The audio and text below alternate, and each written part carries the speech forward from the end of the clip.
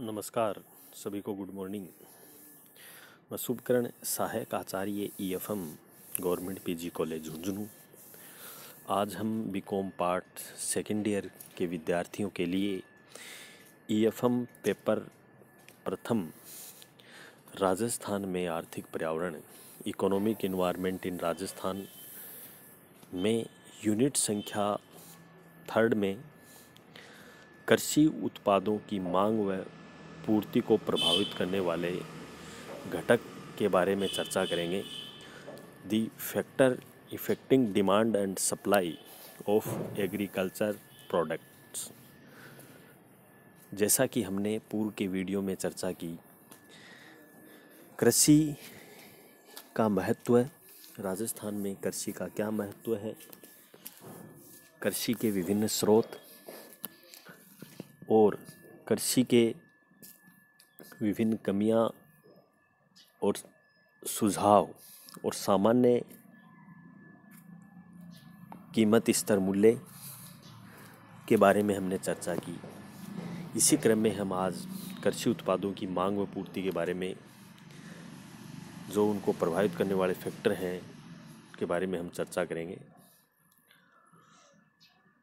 कृषि उत्पादों की मांग व पूर्ति, जैसा कि आपको भी विदित है, उपभोक्ता को खाद्यान्न व अन्न की बहुत आवश्यकता होती है। तो खाद्य उपभोग कृषि कार्यों से या कृषि से उत्पन्न होता है, जिससे उपभोक्ता की आवश्यकताओं को या आवश्यकताओं की पूर्ति की जाती है। उसी प्रकार से उसकी पूर्ति की जाती है। उपभोक्ता की मांग होती है, मांग के अनुसार सरकार के द्वारा पूर्ति भी की जाती है।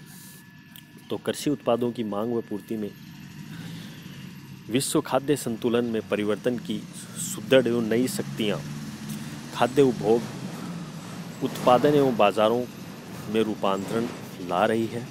कृषि उत्पादों की मांग पक्ष को प्रभावित करने वाले प्रमुख तत्व आय में वृद्धि की उच्च दर, शहरीकरण के साथ लोगों का उपभोग प्राथमिकताओं में परिवर्तन, सब्सिडी युक्त जैव ईंधन का उत्पादन पूर्ति पक्ष में, ये तो डिमांड पक्ष में था। पूर्ति पक्ष की हम बात करें तो उत्पादकता में बहुत धीमी गति से वृद्धि, खाद्य पदार्थों का कम स्टॉक, मौसम जनित सप्लाई शॉक और जलवायु में परिवर्तन, मांग और आपूर्ति की नई शक्तियों के वैश्विक स्तर पर कृषि क्षेत्र में असंतुलन उत्पन्न हो जाता है, जिससे कृषि उत्पादों की कीमतों में भारी वृद्धि हो जाती है। अनाजों की कीमतों में आकस्मिक एवं प्रभावशाली भी वृद्धि हो रही है या हो गई है। इस प्रकार इस टेबल के माध्यम से हम देखें कि राजस्थान में फल, सब्जियां और मसालों के क्षेत्रफल उत्पादकता में निरंतर वृद्धि हो रही है, जो 1985 से 2015 तक। इसी क्रम में कृषि उत्पादों की मांग में डिमांड ऑफ एग्रीकल्चर प्रोडक्ट्स के अंतर्गत कृषि की वैश्विक प्रणाली वर्तमान में मांग पक्ष में अत्यधिक संचालित हो रही है। आय में वृद्धि, वैश्वीकरण एवं शहरीकरण के कारण कृषि उत्पादों की मांग में वृद्धि जारी रहेगी तथा उच्च मूल्य वाली वस्तुओं की ओर स्थानांतरित होगी। वैश्विक संस्थाओं ने अनुमान लगाया है कि 2015 तक विश्व के सभी क्षेत्रों में अनाजों की मांग में 20% की वृद्धि होगी, जो वर्ष 2050 तक कृषि उत्पादों की मांग में पूर्वी एशिया व प्रशांत क्षेत्र में 1/3 से अधिक वृद्धि होगी, जबकि उप सहाराई अफ्रीका में 3 गुना वृद्धि होगी। चीन में अनाजों की मांग में वृद्धि जानवरों के खाद्य मांग के कारण होगी, जो 2050 तक बढ़कर दुगुनी हो जाएगी। इसी प्रकार चीन में प्रति व्यक्ति के आधार पर भी चावल और मक्का व अनाज के उपभोग में कमी आएगी। वर्ष 2050 तक ये कमी क्रमशः 50% चावल में, 35% मक्का की दर में आएगी। यह प्रवृत्ति मांस के उपभोग विशेषकर मुख्य रूप से वृद्धि के साथ साथ जारी रहेंगी। ऊर्जा व जैव ईंधन की हम बात करें, एनर्जी ऑफ बायोफ्यूल्स की, बायोफ्यूल्स उपभोग के कारण विश्व खाद्य संतुलन में बदलाव आया है। तथा वर्तमान में इसका गरीब लोगों पर कीमत स्तर पर मूल्यों में उतार चढ़ाव के प्रभाव पे विपरीत प्रभाव पड़ा है। एथेनॉल व बायोडीजल उत्पादन में कृषि उत्पादों में भारी प्रभाव भी पड़ा है। कृषि व ऊर्जा के क्षेत्र में एक नया व्यापारिक संबंध स्थापित हुआ है और कृषि उत्पादों की कीमतों का ऊर्जा कीमतों में सहसंबंध बढ़ता जा रहा है। चिंताजनक पहलू यह भी है कि ऊर्जा कीमतों में यदि आकस्मिक परिवर्तन होता है तो उसके कारण खाद्य कीमतों में बहुत तीव्र गति से बढ़ोतरी होगी।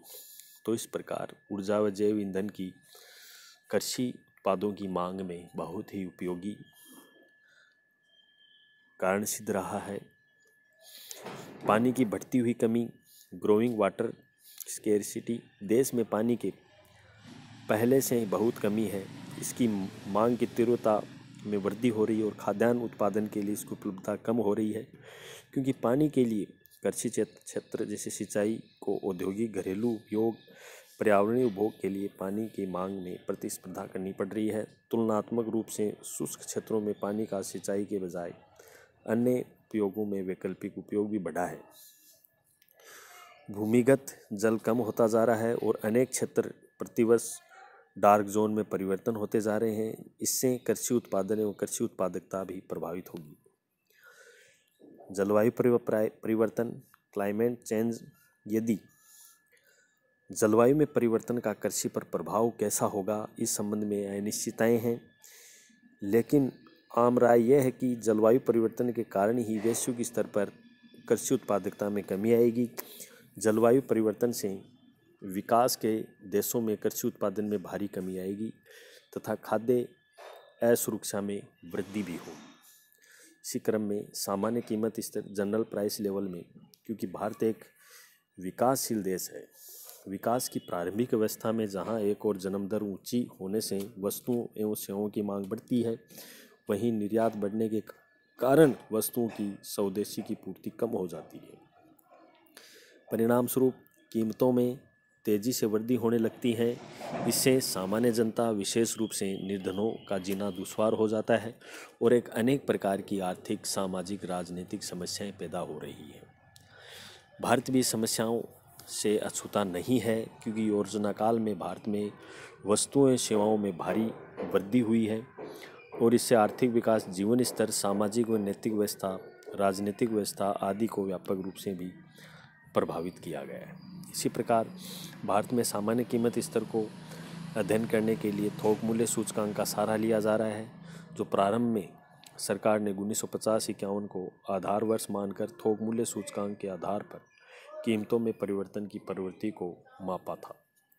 किंतु मूल्य में भारी वृद्धि को छुपाने के लिए सरकार ने लगभग प्रत्येक दशक में इस आधार वर्ष में परिवर्तन हुए हैं, जो 2050-51 के बाद और 1960-61 में, 1970-71 में 81-82 का आधार वर्ष माना गया है। बाद में आधार वर्ष को परिवर्तन करते हुए 1993-94 में कीमतों को आधार माना गया है। वर्तमान में सरकार ने इसे पुनः परिवर्तन कर दिया गया है। अब 2004-05 को आधार वर्ष मानकर कीमतों की प्रवृत्ति का भी अध्ययन किया गया है। इसी प्रकार इसी क्रम में नई थोक मूल्य सूचकांक की प्रमुख विशेषताओं में हम बात करें, जैसा कि हमने पढ़ा, होलसेल प्राइस इंडेक्स में WPI 14 सितंबर 2010 को थोक मूल्य सूचकांक की नई श्रेणी जारी की गई, जो आधार वर्ष 2004-05 रखा। इसमें नई श्रेणियों में 676 मदों को एक प्रतिनिधित्व वस्तु समूह को चुना गया, जो थोक मूल्य सूचकांक 93-94 में 435 वस्तुएं सम्मिलित की गई। इस नई श्रृंखला में 4-5 में सम्मिलित 676 वस्तुओं को 417 वस्तुओं या तो नई शामिल की गई या संशोधित की गई। कीमतों में परिवर्तन का अध्ययन करने हेतु की जाने वाली कीमत उद्धरणों की संख्या 1918 से बढ़ाकर 5482 कर दी गई, जो बाजार कीमतों की सही जानकारी में सुविधा हुई। तो इस प्रकार इस तालिका में हमने देखा, जो हम चर्चा करेंगे, जिसमें 2004 में नई जो जोड़ी गई महत्वपूर्ण वस्तुएं थीं, उसमें प्राथमिक वस्तुएं, मध्यवर्ती वस्तुएं, निर्मित वस्तुओं को शामिल किया गया। प्राथमिक वस्तुओं में फूल, नींबू, खनिज तेल, मध्यवर्ती वस्तुओं में आइसक्रीम, मांस, palm oil, mineral water, computer, चमड़े के उत्पाद आदि। निर्मित वस्तुओं में ग्रेनाइट, मार्बल, गोल्ड व silver, construction machinery, refrigerator, computers, dish antenna आदि को शामिल किया गया। जो थोक मूल्य सूचकांक 4-5 में नई श्रृंखला प्राथमिक वस्तुओं के भार पर 20.12 रखा गया, जबकि पुरानी श्रृंखला में यह 22.3 थी। जो नई ईंधन शक्ति का भार 14.91 रखा गया, जबकि पुरानी श्रृंखला में 14.23 था। निर्मित उत्पादों का भारांकन भी 63.75 से बढ़ाकर 64.97 कर दिया गया, जो इस मदों के अनुसार इस तालिका में दर्शाया गया। इसी प्रकार 1951 में भी कीमतों में काफ़ी परिवर्तन हुआ है। योजनाओं को निर्धारित लक्ष्य रखा गया। सफल बनाने के लिए प्रथम योजना में सामान्य कीमत सूचकांक 52-53 में 100 रखा गया और 60-65 में 20% की वृद्धि हुई है। 62 में चीन के आक्रमण के 65 के बाद भारत पे आक्रमण भारी व्ययों में बढ़ोतरी हुई है। भयंकर सूखों की चपेट में 1965-66 में आया। इसी प्रकार अनाज के भाव भी 40 से 70% बढ़े 1961 व 66 में। इसी क्रम में चौथी योजना में 69 व 74 में भी कीमतों में काफ़ी वृद्धि आई है, जिसमें 19% और 49% के आधार पर खरीफ की फसल पर भी काफ़ी प्रभाव रहा है। तो इस प्रकार 1974 में मूल्य वृद्धि के नियंत्रण करने के लिए सरकार ने अनेक मौद्रिक और राजकीय कदम भी उठाए, जिसमें कालाबाजारी, तस्करी को रोकने के लिए भी कठोर कानून बनाए। इसके आधार पर भी सरकार ने प्रशासनिक व्ययों में, प्रत्यक्ष करों में भी काफ़ी वृद्धि करनी पड़ी, जिससे देश की अर्थव्यवस्था सही तरीके से क्रियान्वयन हो सके। इसी आधार पर भारत में मुद्रास्फीति के कारणों की हम बात करें तो भारत में मुद्रास्फीति के मुख्य कारण वस्तुओं की मांग व पूर्ति के बीच असंतुलन रहा। देश में मौद्रिक आय में वृद्धि के साथ साथ वस्तुओं एवं सेवाओं में मांग में बढ़ी। जनसंख्या वृद्धि, सार्वजनिक निजी क्षेत्र के विनियोग में उपभोक्ताओं की मांग में वृद्धि, ऊंचा राजकोषीय घाटा और विदेशी निवेश कोषों में वृद्धि, रिजर्व मुद्रा में वृद्धि, काला बाजार व काले धन के कारण वस्तुओं की मांग भी बढ़ी है। इसी प्रकार दूसरी ओर वस्तुओं की विशेष रूप से कृषि आधारित उत्पादों की पूर्ति में कमी, मुद्रास्फीति को बढ़ावा मिला है। अकाल व सूखे के कारण एक अभाव का वातावरण बना हुआ है, जो वितरण व्यवस्था के अस्त व्यस्त कर देता है। व्यापारी उद्योगपति वर्ग वस्तुओं को संग्रहण कर कालाबाजारी, मुनाफाखोरी को बढ़ाते हुए कीमतों में वृद्धि की काल्पनिक स्थिति भी उत्पन्न हो जाती है। इस प्रकार सरकार ने प्रशासनिक व अन्य व्ययों में वृद्धि, घाटे की वित्त व्यवस्था में बढ़ती निर्भरता, कृषि उत्पादन में उतार चढ़ाव, औद्योगिक उत्पादन में कमी, शक्ति के साधनों में कमी, संचार द्वारा प्रशासित कीमतों में लगातार वृद्धि, सार्वजनिक वितरण प्रणाली की असफलता, सरकार खरीदों में वृद्धि, प्रत्यक्ष करों में वृद्धि, निर्यात में वृद्धि, राजनीतिक प्रशासनिक भ्रष्टाचार, रक्षा व्ययों में वृद्धि, काफ़ी महंगाई को बढ़ावा मिला है। इस प्रकार मुद्रास्फीति को नियंत्रण रखने के लिए सरकार ने सार्वजनिक वितरण प्रणाली को न्यूनतम मूल्य के आधार पर आवश्यक उपभोक्ता व्यवस्था की गई, जिसमें सरकार के उत्पादों को बढ़ावा, मिनिमम सपोर्ट प्राइस की घोषणा की गई, जिसमें दोहरे मूल्य नीति अपनाई, जिसमें बम्पर स्टॉक की व्यवस्था की गई। इस प्रकार उदारीकरण, निजीकरण पर धीरे धीरे मूल्य की नीति भी अपनाती रही, जिसमें प्रशासनिक कीमतों की नीति को त्याग किया गया। तो इस प्रकार हमने आज कृषि उत्पादों की मांग पूर्ति के विभिन्न घटकों में हमने चर्चा की, जो कि बहुत ही उपयोगी और महत्वपूर्ण रही।